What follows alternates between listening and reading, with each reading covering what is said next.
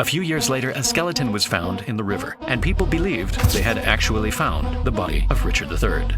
By the 21st century, the actual whereabouts of the king were a complete mystery. The mayor's mansion that once marked his grave was long gone, and the original Greyfriars Church was now buried under several layers of buildings. In order to find Richard III, the search team had to go back through the history books and figure out what really happened after he was buried.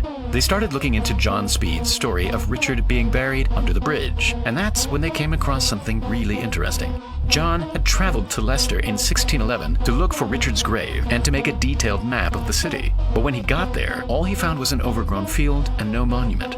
The search team took a closer look at his map, and they realized that the Greyfriars Church had been drawn in the wrong location, and it had actually been drawn in the location of the Blackfriars Church. Speed had clearly gone to the wrong church, and that's why he didn't find a grave. If he had gone to the right place, he would have come across the mayor's mansion with a monument marking where Richard lay. Since he hadn't found a grave, he invented the story of Richard being buried under the bridge. This was most likely inspired by the real story of a local priest who actually was dug up and thrown in the river years before.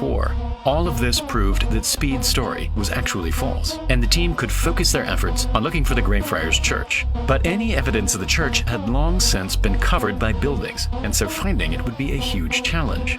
The earliest map that showed any detail was from 1741, and it showed the Greyfriars area, which at that point contained the mayor's mansion and the surrounding gardens. The monument that once marked Richard's grave would have stood somewhere in this area.